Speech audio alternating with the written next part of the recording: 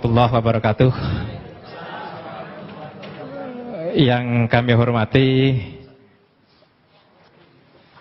para pembicara, Ustadz Samsul Arifin Nababan, Ustadz Insan Moko Ginta, dan yang saya hormati Bapak Luga Tambunan dan Bapak Johannes Tambubolon.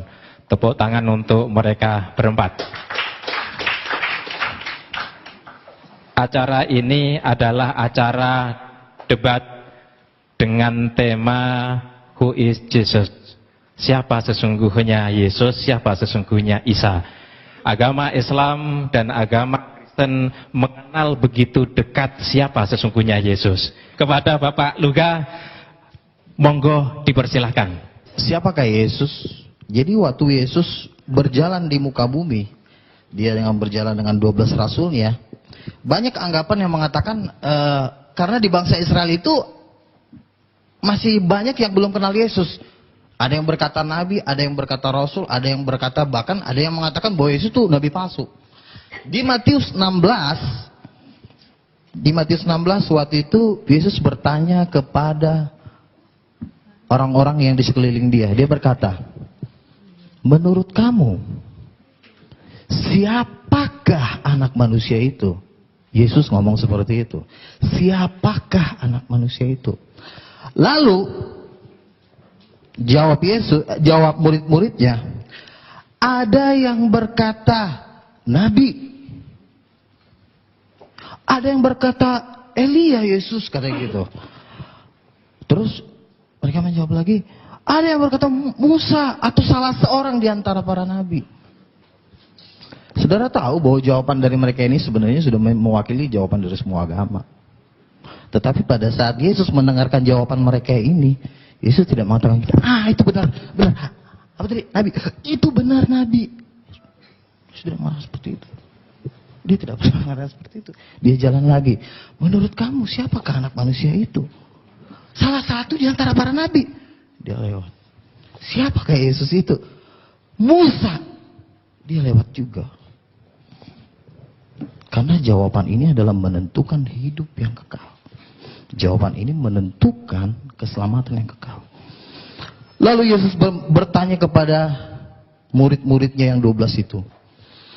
Menurut kamu, siapakah aku ini? Dan kemuliaan Tuhan turun atas Petrus. Petrus menjawab, engkau adalah Mesias, anak Allah. Yesus langsung berkata begini, berbahagialah engkau Simon bin Yunus, karena bukan manusia yang mengatakan itu kepadamu, melainkan Bapakku yang di sorga. Dan saat itu juga Yesus mengatakan, mulai hari ini di atas batu karang ini aku akan mendirikan jemaatku, dan alam maut tidak akan menguasainya. Jadi banyak orang yang menjawab nabi. Di dunia ini banyak nabi utusan. Orang Yesus sendiri juga mengaku utusan kok. Yesus mengatakan aku diutus oleh Bapa. Nah kalau dia diutus kok dia Tuhan? Halo? Tetapi pada saat jawaban Petrus adalah jawaban yang diterima dengan dahsyat oleh Yesus. Sampai Yesus membuat suatu perjanjian kekal. Kepadamu kuberikan kunci kerajaan sorga, dan alam maut tidak akan menguasainya. Kunci kerajaan sorga tidak diberikan kepada orang-orang yang menjawab, nabi, utusan, rasul katanya. Nah, yang jadi pertanyaan begini, lalu Yesus itu kan diutus, kok dia bisa jadi Tuhan sih? Masa ada Tuhan diutus? Itu yang jadi pertanyaan manusia, betul kan? Jadi begini saudara-saudara, jadi saya debat di blog edipretnawordpress.com, pengunjungnya udah 150.000 dan komentator terbanyak berada di wall saya ya. Jadi saya berada di peringkat pertama. Saya tahu jawaban, saya tahu pertanyaan kalian. Saya tahu itu. Tapi kalau kita buka di Ibrani 1 ayat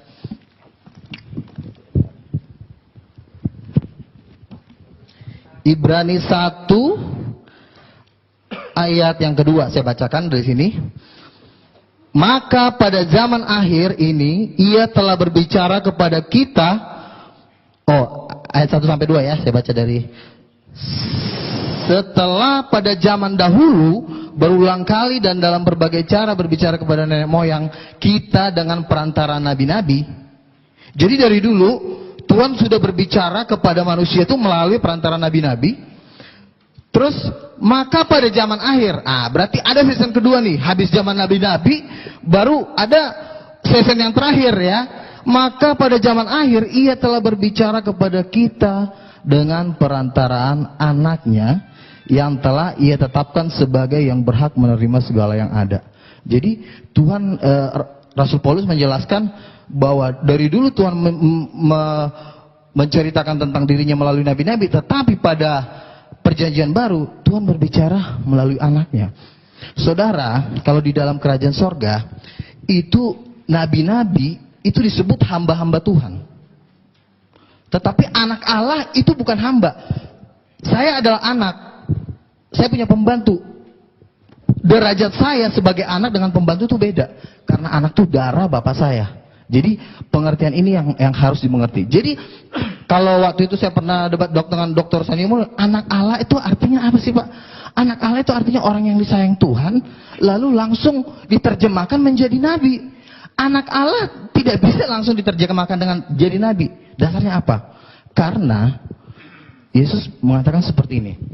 Pada waktu Yesus berjalan di muka bumi, dia memberikan suatu perintah kepada manusia.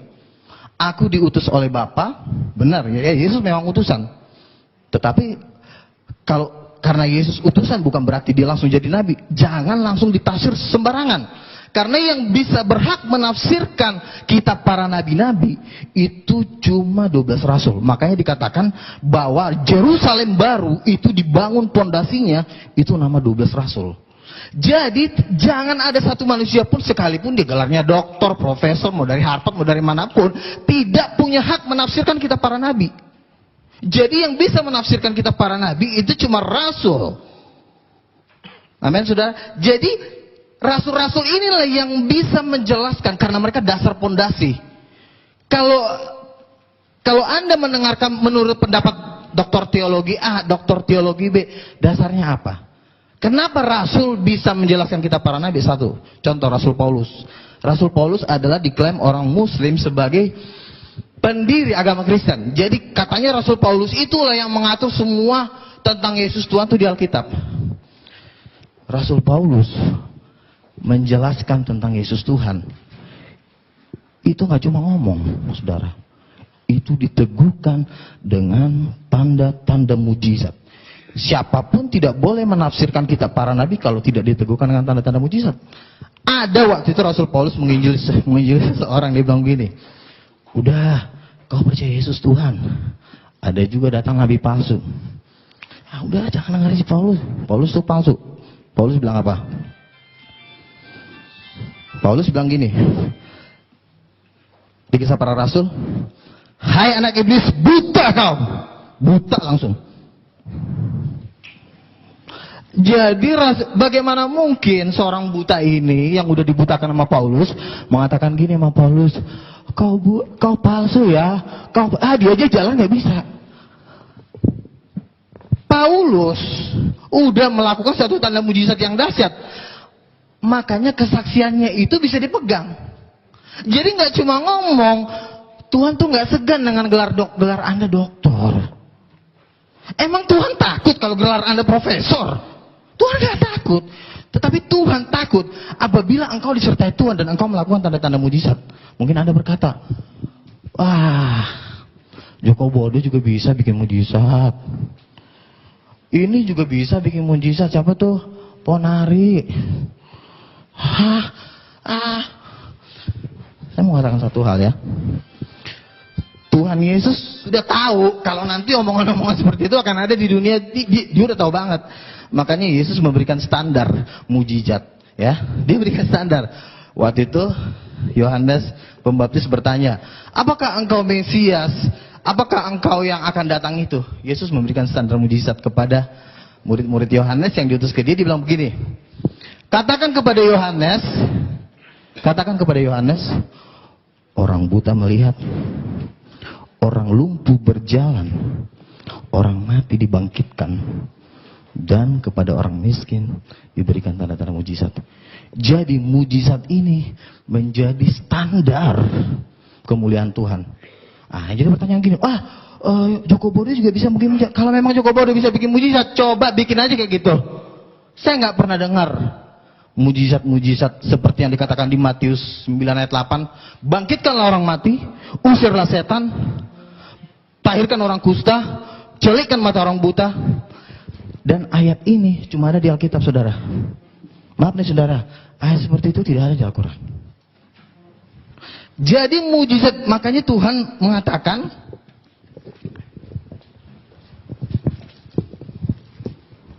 saya bacakan dulu. Jadi pernyataan-pernyataan seseorang harus diteguhkan dengan tanda-tanda mujizat. Saya baca Kisah Para Rasul 14 ayat 3. Paulus dan Barnabas tinggal berapa waktu lamanya di situ. Mereka mengajar dengan berani karena mereka percaya kepada Tuhan, dan Tuhan menguatkan berita tentang kasih karunia-Nya dengan mengaruniakan kepada mereka kuasa untuk mengadakan tanda-tanda mujizat. Jadi tanda-tanda mujizat itu, lalu pernah saya debat di Facebook, dibilang begini, Pak Luga, mujizat kan itu kan ada kan cuma di zaman Nabi. Coba tunjukin ayatnya di mana mujizat cuma berhenti di zaman Nabi. Yoel 2 ayat 28 mengatakan bahwa pada hari-hari terakhir justru Tuhan lebih dahsyat lagi bikin mujizat. Bahkan dia bisa menurunkan api dari langit. Reinhard Bonnke mengadakan KKR di Afrika itu sampai 100 orang mati dibangkitkan. Orang buta melihat, orang lumpuh berjalan.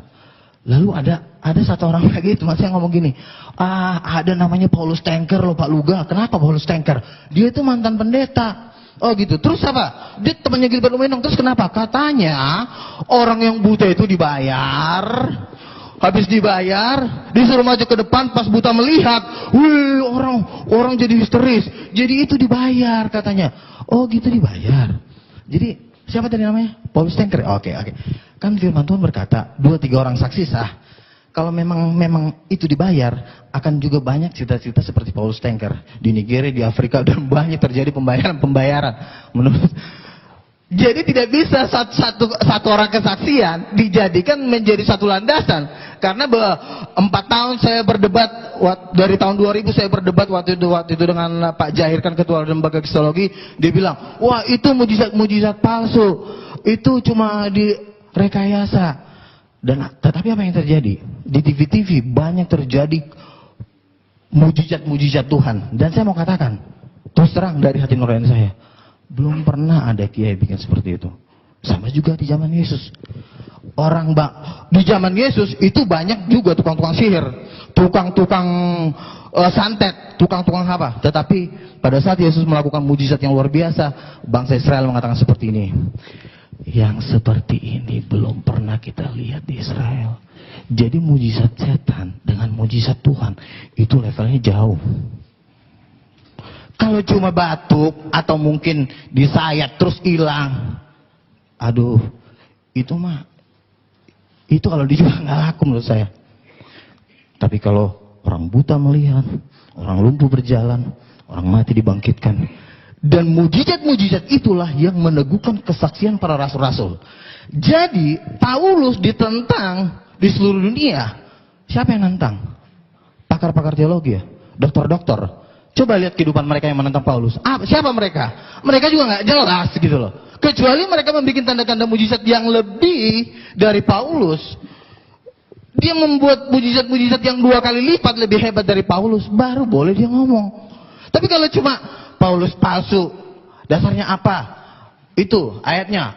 Paulus sendiri mengatakan, oleh dustaku semua ini. Terus Paulus palsu apa? Paulus waktu nyanyi, itu terjadi gempa bumi, dan orang yang dipenjara itu sampai mau bunuh diri. Itu terjadi gempa bumi. Mungkin orang mengatakan, itu kan karangannya Paulus, bukan karangan Paulus. Kenapa? Karena sampai hari ini mujizat itu masih sampai hari ini tetap terjadi.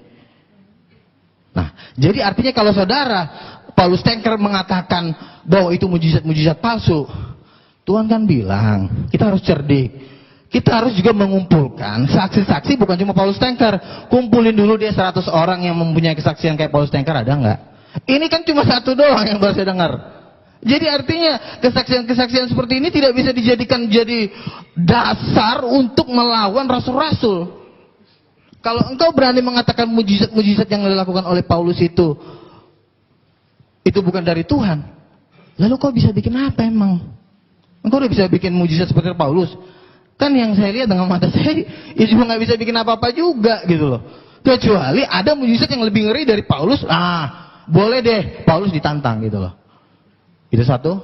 Terus itu tentang mujizat. Dan ini satu perintah Yesus, saudara, yang menurut saya orang Islam satu step mereka tidak mengerti. Padahal dalam hati saya, kalau saja mereka mengerti di sini, mereka pasti tahu bahwa Yesus adalah Tuhan. Contoh begini.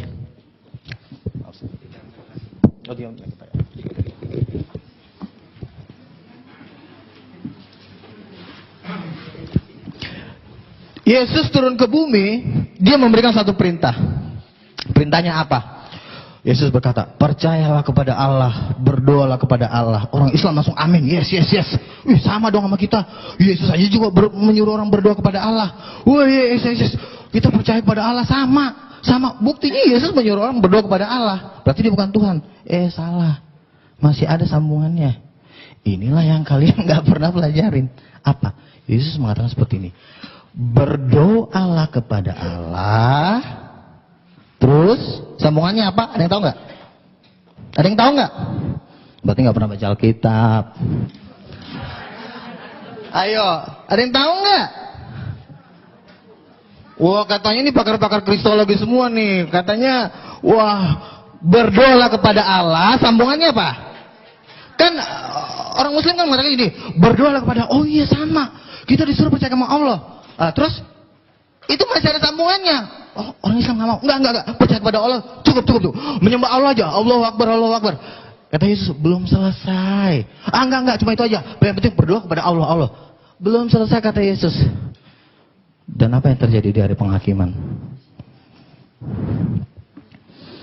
Yesus memisahkan antara domba dan kambing. Yesus akan mengatakan seperti ini karena Yesus mengatakan berdoalah kepada Allah. Sambungannya adalah dalam namaku. Jadi begini, oke. Sembah Allah, Allahu Akbar. Terus kata Yesus, harus pakai dalam namaku. Loh, kenapa harus pakai dalam namaku? Emang Yesus siapa? Ya kan? Yang menjadi pertanyaan adalah, emang Yesus siapa? Kenapa harus pakai nama dia? Loh, harus dalam nama Allah. Harusnya nama Allah dong. Sekarang saya tanya sama ibu, nama Allah siapa? Allah. Nama Allah katanya Allah. Salah. Yesus tidak pernah menulis di Alkitab, wahai kamu manusia di muka bumi. Ya Tuhan Yesus. Nama Allah, nama Bapakku adalah Allah. Mana ayatnya? Dalam Al-Quran ada. Ya. Jadi begini, makanya kita harus tahu perjanjian lama. Waktu Musa diutus oleh Tuhan, habis. Oke, itu aja. Oke. Tetap semangat, jangan takut. Oke. Baik, tepuk tangan untuk Pak Luka Tambunan. Masih semangat Bapak Ibu? Bapak Yohanes Tampu Bolon, kepada beliau yang terhormat dipersilahkan. Saya juga termasuk orang, artinya orang beragama tapi tidak bertobat. Tapi puji Tuhan, saya ditangkap Tuhan terakhir-terakhir ini, tahun 90-an. Saya makin mengenal Tuhan, saya punya karunia. Walaupun sudah ditegur oleh Tuhan, sudah dikasih firman oleh nabi-nabinya juga, lemah semua. Jadi para nabi pun tidak sanggup membimbing manusia itu. Itulah sebabnya sebenarnya Tuhan akhirnya berbelas kasihan. Makanya Tuhan itu Tuhan yang pemurah, yang kasih. Tuhan akhirnya di Yohanes 20, ya, saya catat di sini. Yohanes 29:31, Tuhan mengutus Yesus turun ke dunia untuk menyelamatkan manusia itu. Karena nabi pun tidak sanggup untuk menyelamatkan manusia itu. Jatuh di dalam dosa. Dan apa rahasianya? Saudara-saudara, ada di dalam satu hukum karena ini kejadiannya kedatangan Yesus ada di Israel. Kalau orang berdosa harus dihukum mati, saudara-saudara. Itu hukum Israel di sana, ya. Jadi saudara-saudara, bagaimana mengampuni dosa ini yang banyak orang ini? Apakah harus dimatikan? Tuhan akhirnya berbelas kasihan. Itu tidak sangat mungkin. Saya menciptakan mereka segambar dengan saya.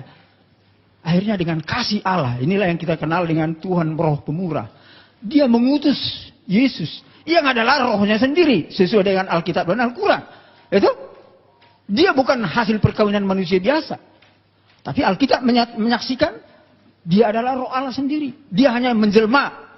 Al-Quran juga saya baca, dia adalah menjelma gitu ya, melalui Miriam. Sama, hampir sama titik tertemunya di sini. Jadi kalau dua Alkitab mengatakan tentang Mesias itu adalah roh Allah, kebenarannya tidak ada yang bisa menyangkal, saudara-saudara. Ya itu, jadi di sinilah yang kita bersyukur dua agama besar ini, bahkan sebenarnya dengan agama Yahudi di dalam akhir zaman ini sedang Tuhan pertemukan, ya, mengenal Tuhan itu sendiri. Sedang Tuhan pertemukan. Inilah keajaiban tiga agama ini.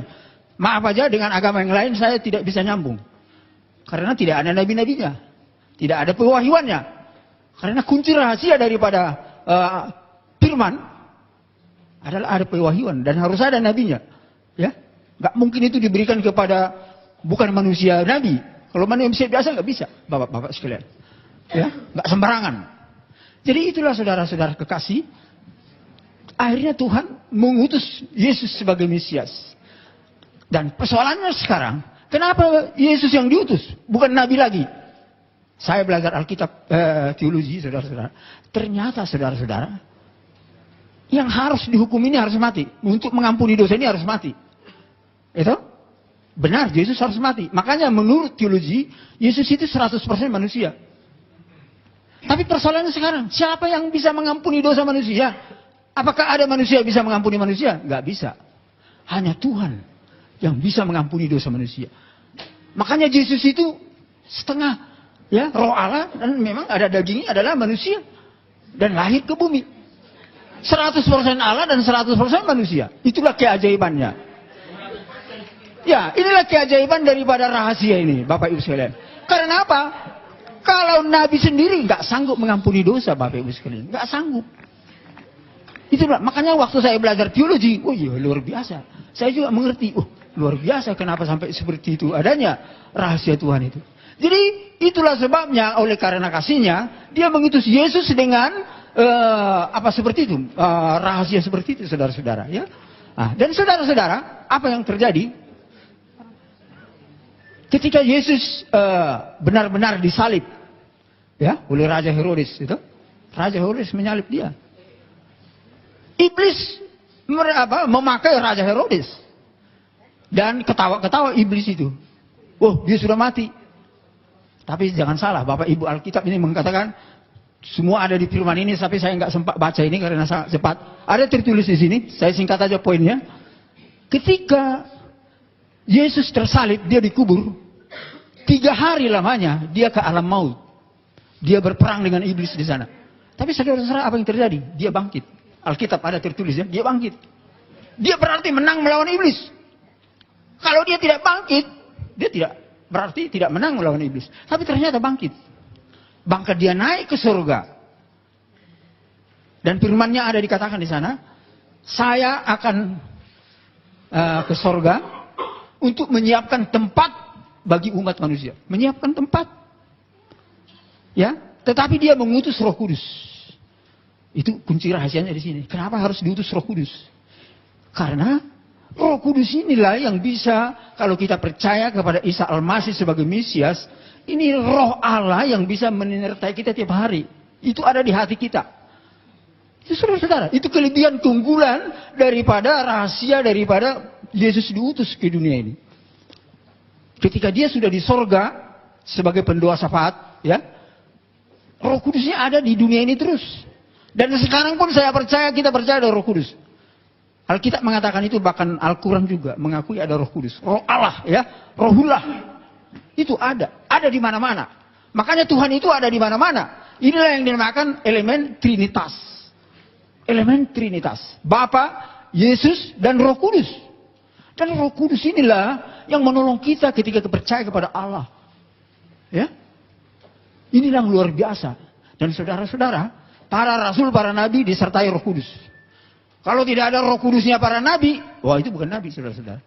Bukan rasul itu namanya. Dan saya bersyukur saya telah diurapi oleh Roh Kudus ketika saya percaya kepada Yesus. Bahkan saya ada kuasa dan pengalaman menghancurkan kuasa iblis. Oh, luar biasa Bapak Ibu. Kalau kita diurapi oleh Roh Kudus itu sendiri, kita ada kuasa, ada firman-Nya tertulis. Ada kuasa. Bisa, iblis itu bisa kita hancurkan. Kuasanya ya, jangan salah. Bahkan para dukun, maaf aja. Bisa, santet-santetnya itu bisa hancur. Dan santet dukun sudah berapa kali saya disantet, nggak mempan. Ada perlindungan Tuhan di dalam saya. Amin. Berapa kali? Jadi itulah bukti daripada kebenaran ilahi daripada Yesus yang menyelamatkan manusia. Itu kan selamat. Saya diselamatkan dari kekuatan gaib. Saya bahkan dikasih kuasa melawan kejahatan ya. Saya bukan dikasih kuasa untuk melawan kebenaran. Enggak. Melawan kejahatan. Bapak Ibu saudara-saudara, walaupun Yesus sudah tersalib dan sudah naik ke surga, iblis itu bapak-bapak ibu sekalian bertahu sampai sekarang masih bekerja. Saya kira Al-Quran dengan Alkitab sama. Iblis itu masih bekerja. Lihat aja sekarang ini. Banyak konflik, banyak perzinahan, banyak apa lagi? Korupsi. Oh ya, ini pekerjaan iblis saudara-saudara. Jadi dunia ini harus kita selamatkan. Ini rata-rata semua karena tidak mengenal Tuhan. Walaupun kadang-kadang mengenal Tuhan tapi setengah-setengah. Jatuh juga saudara-saudara. Lemah. Bayangkan. Itulah sebabnya saudara-saudara. Kita harus penuh Roh Kudus sebenarnya. Itu rahasia daripada firman Tuhan. Ya, kita penuh Roh Kudus. Dekat dengan Tuhan. Selalu berdoa. Ya, karakter kita harus bagus. Karakter saudara-saudara. Kalau karakter kita seperti iblis. Berantem. Teror. Wah itu seperti iblis. Maaf aja. Sifat iblis itu namanya. Bukan karakter Allah. Karakter Allah pendamai, kasih, mengampuni, memberi. Itu saudara-saudara. Tapi banyak faktor itu ada di saudara kita, ya, saudara kita Islam ya. Roh itu ada. Walaupun kadang-kadang ada roh yang lain-lain, yang mungkin yang tersesat sebagian ya. Saya tahu itu. Enggak semua saya tahu bahwa tersesat. Tapi sebagian lainnya juga banyak yang tersesat. Yang lainnya banyak sudah baik ya. Saya bersyukur ya. Karena sudah banyak karakternya yang seperti karakter Allah. Bukan seperti membenci terus. Menghakimi terus. Menteror terus. Wah itu sifat-sifat iblis Bapak Ibu sekalian. Orang Kristen hampir nggak ada seperti itu. Karena ada Roh Kudus di dalam hati kita. Itu kelebihan dan keunggulan kita. Tapi lebih daripada itu ketika kita di dalam Roh Kudus. Kecerdasan orang Kristen itu luar biasa. Karena roh itu menghidupkan, sehat jasmani, cerdas. Makanya penemu hadiah Nobel rata-rata orang Kristen, rata-rata. Amin. Ini bukan saya menambah, ini fakta. Walaupun saya nggak tahu ada satu muncul sekarang orang dari Ismail ya, 112 ya. Kebanyakan itu orang-orang pengikut Isa Al-Masih saudara-saudara. Dan itulah namanya Yesus itu roh yang menolong dan menyelamatkan. Bahkan memberi kehidupan. Sampai dia cerdas menguasai teknologi sehingga manusia ini bisa hidup. Coba aja nggak ada ilmu pengetahuan. Coba ada nggak ada teknologi. Bagaimana mau hidup manusia ini? Kelaparan semua. Kelaparan semua. Bahkan saudara-saudara, saya ini namanya Yohanes.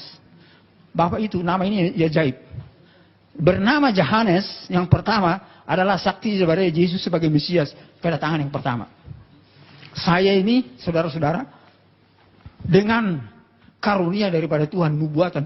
Saya ini bermimpi, penglihatan, firman rema, mujizat, dan pendengaran, saudara-saudara. Ya. Saya ini sudah kelas hamba Tuhan yang istimewa di hadapan Tuhan. Dan bisa menyingkapkan banyak rahasia. Bahkan tugas saya bernama Yohanes adalah menyaksikan Yesus yang datang sebagai hakim raja. Ini tugas saya, saudara-saudara. Hakim yang lurus, ada di Alkitab dan di Al-Quran. Itu harus datang. Itulah titik temu dan konsistensi daripada rencana Allah menyelamatkan dunia ini. Dia sebagai Mesias, dan tapi dia harus datang sebagai hakim raja. Karena Bapak Ibu sekalian sampai sekarang ini masih banyak yang menolak Isa Al-Masih, Yesus sebagai jalan yang lurus. Makanya terjadi gempa dan banjir. Itu ada di Alkitab. Nggak tahu, maaf aja saya nggak tahu, nggak pernah di Al-Quran kalau ada puji Tuhan. Itu ada titik temunya, puji Tuhan. Tapi di Alkitab ada. Yesus yang datang sebagai hakim raja itu melalui gempa, api lumpur dan sebagainya. Puji Tuhan, ada titik temunya ya. Ini kebenaran. Dan ini sudah terjadi di Indonesia. Aceh. Apalagi? Jogja, api lumpur dan sebagainya. Dan itulah maksud Tuhan untuk menyelamatkan. Karena apa? Kalau kita lihat dunia ini, termasuk Indonesia, tidak hanya Indonesia, ya dunia, sedang krisis namanya multidimensi. Saya orang ekonom, makanya Tuhan panggil saya sebagai orang ekonom. Ini yang saya tulis di buku saya ini, bagaimana rahasia menyelesaikan krisis multidimensi. Saya menemukan teori ekonomi yang baru, saudara-saudara. Saya menemukan teologi yang baru. Ya, ini yang saya ceritakan ini secara singkat. Akibat daripada rahasia itu dibuka Tuhan kepada saya. Sehingga dunia ini, Indonesia ini menjadi baru. Karena apa saudara-saudara? Kerajaan Allah yang Tuhan mau bangun sekarang ini bukan langsung ke surga. Ini adalah zaman akhir zaman, 1000 tahun damai. Itu sesuai dengan Wahyu 20. Yesus yang memerintah sebagai hakim raja. Karena dia yang pernah datang ke dunia ini, dia akan kembali ke dunia ini menjadi raja di dunia ini. Raja yang memulihkan dunia ini. Jadi saudara-saudara, jangan istilahnya salah mengerti. Kalau bukan Tuhan yang memulihkan dunia ini, siapa yang sanggup? Nabi pun tidak sanggup dalam sejarahnya. Hanya Tuhan.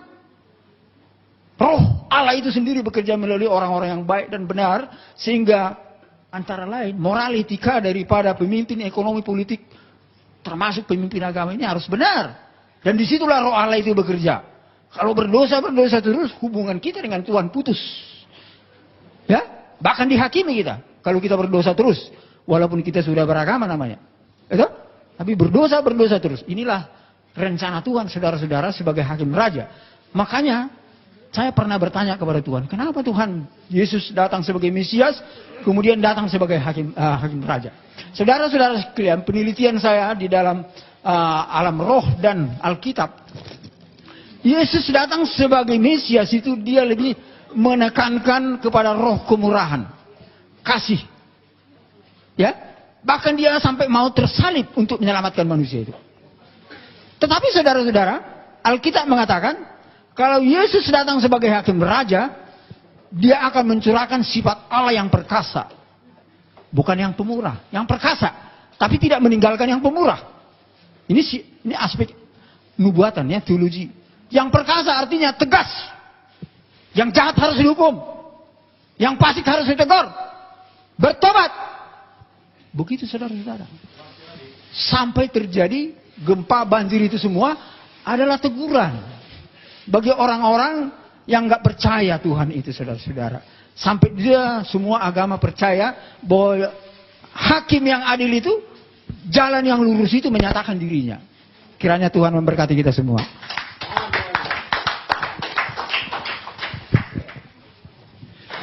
Untuk ya pembicara yang ketiga adalah Bapak Ustadz Insan LS Mokoginta. Kepada beliau dipersilahkan.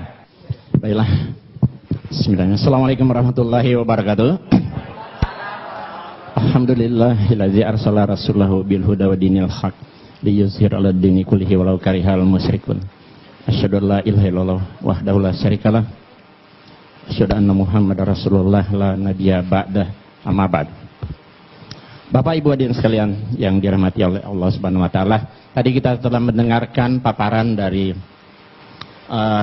teman-teman kita pembicara dari Kristen, yaitu Bapak Luga Tambunan dan Pak Yohanes Tampu Bolon. Sebenarnya tema ini bukan hanya who is Jesus, masih ada sambungannya ya. Tema yang sudah kami sepakati saya dengan Pak Luga, who is Jesus? God or prophet? Maksudnya Tuhan atau Nabi ya, kira Pak ya. Jadi siapakah Yesus, Tuhan atau Nabi? Nah, tadi kedua pembicara telah mempresentasikan tentang Yesus sebagai Tuhan dengan segala kelebihannya. Tapi untuk membantahnya nanti sebentar saja. Saya akan mempresentasikan dan membuktikan bahwa Yesus itu benar-benar nabi, bukan Tuhan, berdasarkan Alkitab. Setelah saya akan menggunakan Alkitab atau Bible untuk membuktikan bahwa Yesus itu nabi, bukan Tuhan, ya. Baik, kita lihat sini. Siapa yang paling tepat menjelaskan status Yesus Tuhan atau nabi dalam Alkitab atau Bible? Siapa yang paling pas? Ya, tentu saja jawabannya Allah, Yesus, dan mereka yang hidup sejaman dengan Yesus. Tentu kesaksian Allah dan Yesus itu paling kuat. Ya kan? Kemudian kesaksian dari orang-orang yang hidup sejaman dengan Yesus. Nah, saya akan memulai dari kesaksian yang paling rendah. Orang-orang yang hidup sejaman dengan Yesus. Karena mereka lah yang bergaul langsung dengan Yesus. Ya, beda dengan Pak Luga dan Pak Yohanes hidup 2000 tahun kemudian. Ya, tentu kesaksian orang yang bergaul dengan Yesus, yang berbicara langsung dengan beliau, mereka paling tahu siapa Yesus itu.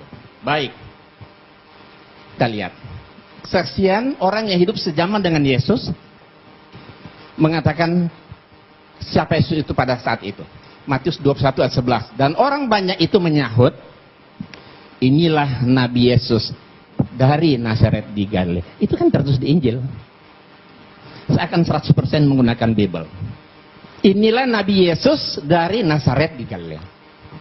Markus 14 ayat 65. Lalu mulailah beberapa orang meludahi dia dan menutupi mukanya dan meninjunya sambil berkata kepadanya, hai Nabi, cobalah terka. Malah para pengawal pun memukul dia. Jadi mereka yang hidup sejaman Yesus mengatakan Yesus Nabi. Nabi Yesus. Ya. Tapi orang Kristen tidak mau mengatakan Nabi Yesus. Kalau Nabi Isa. Nabi Isa. Kalau Yesus Tuhan Yesus katanya. Tapi kalau kami dalam Islam, ya Nabi Isa. Berarti Yesus itu Nabi. Nah, selanjutnya kita lihat. Banyak ayat-ayat yang berbicara seperti ini. Katanya kepada mereka, apakah itu? Jawab mereka, apa yang terjadi dengan Yesus orang Nazaret? Dia adalah seorang nabi. Yohanes 7 ayat 40, berapa orang di antara orang banyak yang mendengarkan perkataan-perkataan itu berkata, dia ini benar-benar seorang nabi. Ya, ia adalah seorang nabi. Jadi, mau diulang yang tadi? Nah, langsung ya. Jadi tadi kesaksian orang yang hidup sejaman dengan Yesus mengatakan Yesus itu adalah nabi. Saya lebih percaya kepada orang yang bergaul dan hidup sejaman dengan Yesus ketimbang orang yang hidup 2000 tahun kemudian. Kemudian Yesus sendiri yang memberi kesaksian. Ini derajat lebih tinggi karena Yesus sendiri yang memberi kesaksian. Injil itu ada 4. Matius, Markus, Lukas, dan Yohanes. Ternyata keempat Injil semua Yesus mengaku dengan jujur dan polos dia itu nabi. Lalu mereka kecewa dan menolak dia. Maka Yesus berkata kepada mereka, titik 2 koma pembuka. Berarti ini ucapan Yesus kan? Seorang nabi dihormati di mana-mana kecuali di tempat asalnya dan di rumah. Jadi Yesus sendiri yang memberi kesaksian dia itu nabi. Injil Markus, maka Yesus berkata kepada mereka, seorang nabi dihormati di mana. Injil Lukas, nabi. Injil Yohanes, nabi. Ini ucapan Yesus sendiri loh. Ya kan? Kita lebih tentu jelas sekali, lebih jauh lebih kuat kesaksian Yesus ketimbang kesaksian orang-orang yang hidup zaman di dalam Alkitab. Ya, Pak Luga boleh lihat. Ya. Pasal 5 ayat 29. Tetapi Petrus dan rasul-rasul itu menjawab, katanya, kita harus lebih taat kepada Allah daripada kepada manusia. Iya, kita lebih taat kepada Allah daripada manusia. Nah, tentu setelah Allah, Yesus kan baru manusia. Kalau tadi kesaksian manusia, Paulus. Sekarang kesaksian Yesus tentu jauh lebih kuat. Apalagi kesaksian Allah kan? Kita lihat, Allah itu bukan manusia. Di dalam Alkitab 1 Samuel 15:9, lagi sang mulia dari Israel tidak berdosa dan ia tidak tahu menyesal sebab ia bukan manusia. Aku tidak akan melaksanakan murkaku yang bernyalanya. Itu tidak akan membinasakan Efraim kembali. Sebab aku ini Allah dan bukan manusia. Nah, kemudian lihat, saksian Allah lebih kuat tadi kan? Nah, di dalam Ulangan 4 ayat 3, engkau diberi melihatnya untuk mengetahui bahwasanya Tuhanlah Allah, tidak ada yang lain kecuali Dia. La ilaha illallah. Ulangan 4:39, sebab itu ketahuilah pada hari ini dan camkanlah bahwa Tuhanlah Allah yang di langit, di atas dan di bumi dan di bawah, tidak ada yang lain. La ilaha illallah. Kemudian Ulangan 6 ayat 4, dengarlah hai orang saya, Tuhan itu Allah kita, Tuhan itu Esa. Esa berarti satu, bukan dua, bukan dia. Kesaksian Allah lebih kuat. Tadi sudah dibacakan tadi kan? Kita menerima kesaksian manusia, tapi kesaksian Allah itu harus lebih kuat. Jadi kesaksian Pak Luga dan Pak Yohanes kita bisa terima. Tapi kesaksian Yesus dan Allah pasti lebih kuat. Kita lihat. Ini. Tidak ada Allah kecuali aku. Di Yesaya, ya, bahwa aku tetap Dia. Akulah Tuhan dan tidak ada juru selamat selain daripada aku. Ya, akulah Allah, juga seterusnya aku tetap Dia. Jadi Allah tetap Allah, nggak akan pernah berubah menjadi manusia. Kemudian kita lihat banyak. Akulah Tuhan dan tidak ada yang lain. Tidak ada yang lain di luar aku. Akulah Tuhan dan tidak ada yang lain. Akulah Tuhan dan tidak ada yang lain. Ya, akulah Tuhan yang terdahulu dan akulah yang terkemudian. Tidak ada yang lain selain daripada aku.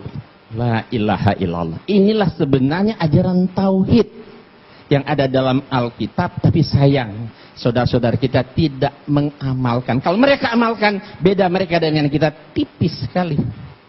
Ya, yang jadi jurang pemisah Islam dan Kristen yaitu karena mereka menuhankan Yesus. Inilah sebenarnya, makanya inilah yang jadi debat kita hari ini. Ya, kita akan lihat mana sebenarnya sih yang benar. Yesus itu sebenarnya Tuhan atau Nabi. Oke, biarlah Yesus sendiri yang memberi kesaksian. Ya, sebab itu, sebab aku berkata-kata bukan dari diriku sendiri, tapi Bapa yang mengutus aku. Berarti Dia utusan. Nah, utusan kan Nabi kan? Menyembah Tuhan. Nah, ini kata Yesus. Yesus berkata kepada iblis, "Nyala iblis." Ketika iblis menggoda Yesus, ya, di atas satu gunung yang tinggi, iblis berkata kepada Yesus, "Semua kerajaan dunia ini akan aku berikan kepadamu asal engkau sujud menyembah aku," kata iblis. Terus Yesus marah, diusir iblis itu. "Nyala iblis, sebab ada tertulis, engkau harus menyembah Allah Tuhanmu dan hanya kepada Dia saja engkau berbakti-atum." Jadi menyembah itu hanya kepada Allah yang disembah oleh Dia. Yesus tidak mengatakan, "Nyala iblis, sebab ada tertulis, engkau harus menyembah aku karena aku ini Tuhan atau Allah." Engkau harus menyembah kepada Tuhan Allahmu dan hanya kepada Dia. Jadi menyembah itu hanya kepada Allah yang disembah oleh Dia. Yesus tidak mengatakan, "Nyala iblis, sebab pada tertulis, engkau harus menyembah aku karena aku ini Tuhan atau Allah." Engkau harus menyembah kepada Tuhan Allahmu dan hanya kepada Dia. Nah, ini ketika Yesus berdiskusi dengan orang Saduki, ahli Taurat, seorang ahli Taurat yang mendengar Yesus dan orang-orang Saduki sedang bersoal jawab, dan Yesus memberi jawab yang tepat dan datang kepadanya bertanya. Orang Saduki bertanya kepada Yesus, "Hukum mana yang paling utama?" Jawab Yesus, "Hukum yang terutama, dengarlah hai orang Israel, Tuhan itu Allah kita. Tuhan itu Esa. Tuhan itu Allah kita," kata Yesus, berarti termasuk Allah Dia kan? Tuhan itu Allah kita, Tuhan itu Esa. Esa berarti satu, bukan dua, bukan tiga. Terus apa yang diucapkan oleh Yesus dibenarkan oleh ahli Taurat. Dia sedang berhadapan muka dengan Yesus saat itu. Apa kata dia? "Tepat sekali guru." Bukan Tuhan kan? "Tepat sekali guru. Benar katamu itu bahwa Dia Esa dan bahwa tidak ada yang lain kecuali Dia. La ilaha illallah." Jadi kesaksian ahli Taurat ini lebih dapat dibenarkan karena dia berhadapan langsung, sedang berdiskusi langsung dengan Yesus, timbang pendeta atau orang-orang hidup di zaman saat ini. Kemudian inilah hidup yang kekal itu, bahwa mereka mengenal engkau satu-satunya Allah yang benar dan mengenal Yesus Kristus yang telah engkau utus. Jadi inilah sebenarnya syahadatain bagi umat Kristiani yang diajarkan oleh Yesus. Dua pengakuan syahadat. Pertama mengatakan Allah satu-satunya dan Yesus hanya utusan. Asyhadu alla ilaha illallah wa asyhadu anna Isa Rasulullah. Kata Yesus, iya, inilah hidup yang kekal, itu bahwa mereka mengenal Engkau, Allah, maksudnya satu-satunya Allah yang benar, dan mengenal Yesus Kristus yang telah Engkau utus. Berarti dia hanya seorang utusan berarti nabi. Dan segala firman yang Engkau sampaikan kepadaku telah Kusampaikan kepada mereka, dan mereka menerima, sebab mereka benar-benar tahu bahwa aku datang daripadamu, dan mereka percaya bahwa Engkaulah yang telah mengutus aku. Jelas sekali Yesus mengaku dengan jujuran, Paulus, Engkau yang mengutus aku. Berarti dia hanya seorang utusan nabi, bukan Tuhan. Dan jikalau aku menghakimi, maka penghakimanku itu benar, sebab aku tidak seorang diri, tapi aku bersama Dia yang mengutus aku. Allah yang mengutus. Berarti Yesus seorang utusan, seorang nabi Allah, bukan Tuhan. Banyak sekali. Nah, ini menarik. Saya terjemahkan ke dalam berbagai bahasa. Ada bahasa Jawa, ada bahasa Sunda, ada bahasa Batak, ada bahasa Padang. Ini ucapan Yesus ya. Ini Yesus sendiri berkata, aku tidak dapat berbuat apa-apa dari diriku sendiri. Aku menghakimi sesuai dengan yang apa aku dengar. Dan penghakimanku adil. Sebab aku tidak menuruti kehendakku sendiri, melainkan kehendak Dia yang mengutus aku. Aku orang bisa nindake apa-apa sakader karet putih. Aku nggak bisa. Ya kan? Ini bahasa Sunda. Ya. Jadi kalau Yesus itu Tuhan, tidak mungkin masa ada Tuhan nggak bisa berbuat apa-apa. Masa ada Tuhan yang nggak bisa menuruti kehendaknya sendiri. Kenapa dia nggak bisa? Karena dia bukan Tuhan, dia cuma nabi. Dia hanya seorang utusan Tuhan. Wajar. Ya kan? Nah, nih bahasa Toba. Nah ini barangkali orang Batak, pembicara kita di 3 depan ini Batak. Nah mungkin bisa dilihat ini. Ya, Batak Toba. Artinya sama seperti tadi. Ini ada orang Padang, ambok indak dapet, doh mampu buat. Aku nggak bisa berbuat apa-apa. Ya enggak mungkin ada Tuhan yang enggak bisa berbuat apa-apa dong. Ya kalau menempatkan Yesus jadi Tuhan jadi lemah ini kan.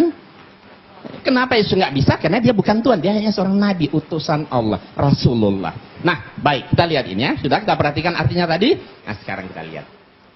Setiap yang tidak bisa berbuat apa-apa atas dirinya sendiri pasti bukan Tuhan. Yesus tidak bisa berbuat apa-apa atas dirinya sendiri, berarti Yesus bukan Tuhan. Setiap yang tidak bisa menuruti kehendaknya sendiri berarti pasti bukan Tuhan. Yesus tidak bisa menuruti kehendaknya sendiri, berarti Yesus bukan Tuhan. Setiap yang mengaku diutus oleh Tuhan, pasti bukan Tuhan.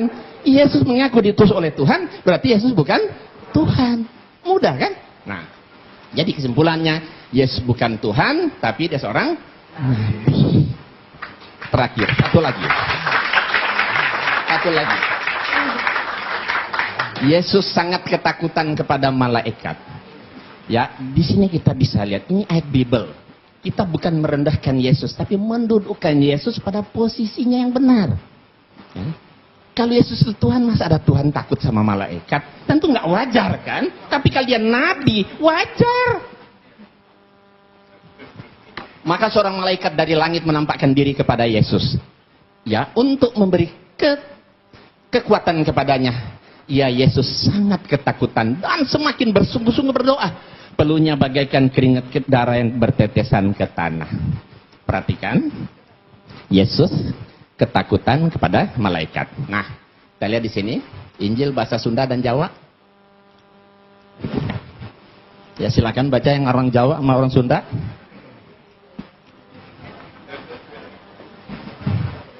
Udah. Injil bahasa Batak. Pak Nababan bisa baca itu enggak? Ini bahasa Padang. Ada nggak orang Padang sini? Ada. Oke, kita lihat. Jadi kesimpulannya, setiap yang menerima kekuatan dari malaikat Tuhan pasti bukan Tuhan. Yesus menerima kekuatan dari malaikat Tuhan, berarti Yesus bukan Tuhan. Setiap yang ketakutan kepada malaikat Tuhan, pada malaikat pasti bukan Tuhan. Yesus ketakutan kepada malaikat, berarti Yesus bukan Tuhan. Setiap yang bersungguh-sungguh berdoa kepada Allah, pada Tuhan pasti bukan Tuhan. Yesus bersungguh-sungguh berdoa kepada Tuhan, berarti Yesus bukan Tuhan. Setiap yang mengeluarkan seperti keringat darah saking takutnya kepada malaikat, pasti bukan Tuhan. Yesus mengeluarkan seperti keringat darah saking takutnya kepada Tuhan, berarti Yesus bukan bukan Tuhan. Nah, kalau Yesus banyak mujizat seperti yang disampaikan oleh Pak Luga tadi, mujizatnya hebat, bisa menyembuhkan orang sakit, membangkitkan orang mati dan sebagainya, itu namanya mukjizat. Kan itu karena biiznillah, karena atas izin Allah. Jadi bukan Yesus yang hebat itu Allah. Karena doa Yesus dikabulkan, terjadilah. Iya, karena diizinkan oleh Allah, maka mujizat itu jadi.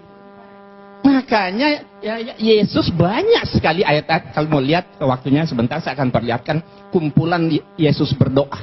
Banyak sekali ayat-ayat kita Yesus berdoa kepada Tuhan. Kalau Yesus itu Tuhan, kenapa Tuhan masih berdoa? Berdoa kepada Tuhan yang mana lagi? Nah, karena doanya dikabulkan, terjadilah mukjizat itu untuk membuktikan bahwa dia itu betul-betul seorang nabi. Ya kan, supaya Bani Israel yakin dan percaya bahwa Nabi Isa adalah seorang nabi. Ya, saya rasa nanti dilanjutkan ya. Terima kasih kepada Bapak Insan LS Moko Ginta. Sekali lagi tepuk tangan biar tambah semangat. Baik, untuk pembicara kita terakhir yang keempat adalah Ustadz Samsul Arifin Nababan. Ini pembicara Batak yang ketiga. Kepada beliau 20 menit dipersilahkan. Assalamualaikum warahmatullahi wabarakatuh. Selamat sore kepada saudara-saudara kami dari umat Kristiani. Alhamdulillah, wassalatu wassalamu ala rasulillah wa ala alihi wa sahbihi wa mawalah, amma ba'd. Yang kita hormati saudara kita, pembicara dari umat Kristiani, Bapak Pendeta Luga Tambunan, dan juga Bapak Pendeta Johannes Tampu Bolon.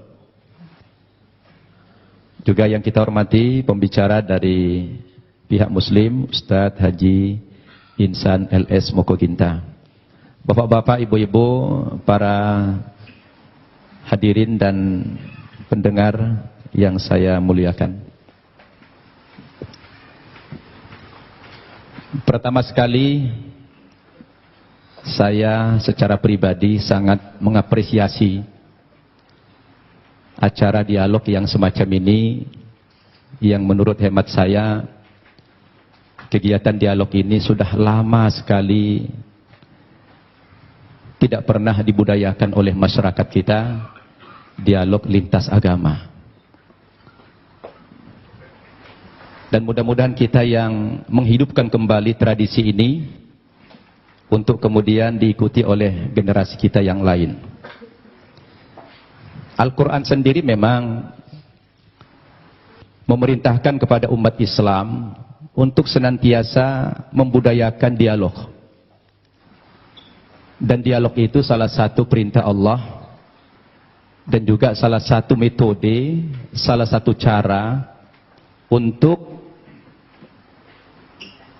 menyampaikan misi-misi kita. Al-Quran sendiri yang berjumlah 6.236 ayat kurang lebih, hampir sepertiga berbicara tentang dialog. Apakah itu dialog Allah dengan malaikat, dialog Allah dengan para nabi, dialog nabi dengan para orang tua dan anaknya, dialog Nabi dengan umatnya, itu banyak kita jumpai dalam Al-Quran. Nah, salah satu dialog yang dianjurkan dalam Al-Quran ini